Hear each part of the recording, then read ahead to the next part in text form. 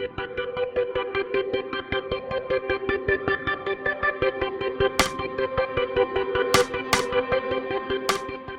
everyone, this is the Hopeful Novice. I have been quite frustrated as what to make next. Not because there isn't enough material, quite the contrary, there's a lot of good stuff I want to talk about. Let's go. Actually, it's a person, Richard Feynman. But this video has very little to do with who he was or his accomplishments, like all the other videos on the internet about him. I've been a huge fan of him since I was a kid. So here I am today making a video about him, again after many years. I want to use the Feynman Principles. It is the things that I found common while researching about him. Let me present you with them. Try to find a deeper, simpler, fundamental understanding of whatever you are doing. New way of looking at things, different perspectives. Curiosity, delight, humor in the work that you do. Cargo cult, don't fool yourself. I will go into detail on the first two principles in this video. Try to find a deeper, simpler, fundamental understanding of whatever you're doing. Ask yourself this, in whichever field you're in, or the field you want to get good at.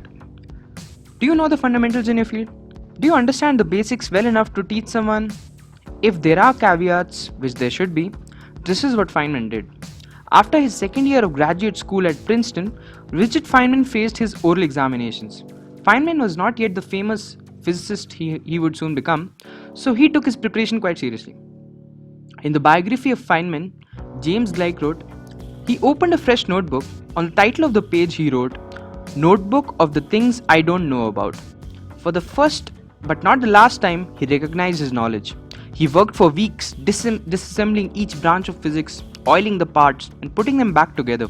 Looking all the while for the raw edges and inconsistencies, he tried to find the essential kernels of each subject. So now, this guy ultimately wins Nobel Prize, does a whole lot more. We should definitely learn this and add it to our lives. Break down your field into small components, one branch at a time, get the fundamentals, get a good grip at the area where you're lacking, maybe find another field from which you want to borrow and understand concepts. Just do it. New way of looking at things, different perspectives.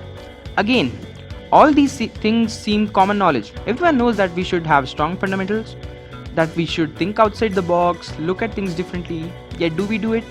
I think not as much as we should. Some people naturally decide to look at something differently, look at something peculiar, some new pattern. Let's see an example of what Feynman did in the area of seeing things differently. In the 1950s, people were trying to understand how superfluid helium worked. A superfluid is a fluid flowing with no resistance. There was a theory by a Russian physicist. It was a terribly complicated theory full of difficult integrals, formulas and so forth. It sort of worked and didn't work really well. The only way it worked was when the helium atoms were very far apart. Unfortunately, helium atoms in liquid helium are right on top of each other. Feynman decided as an amateur helium physicist that he would figure it out. Guided by a small number of principles, his aim was to visualize the interactions. The principles were quite simple. When helium atoms touch each other, they repel, and another principle that we won't go into detail.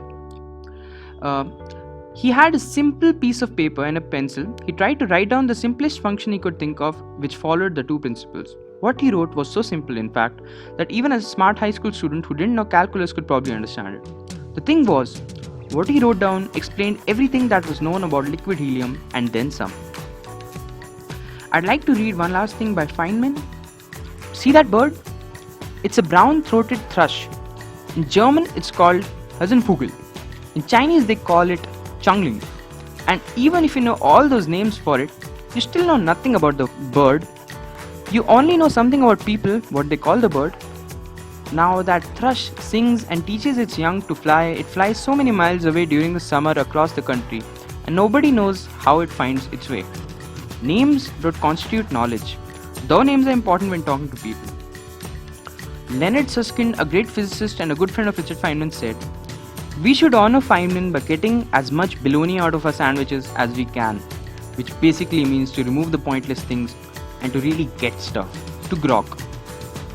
Thank you everyone. I'll take my leave.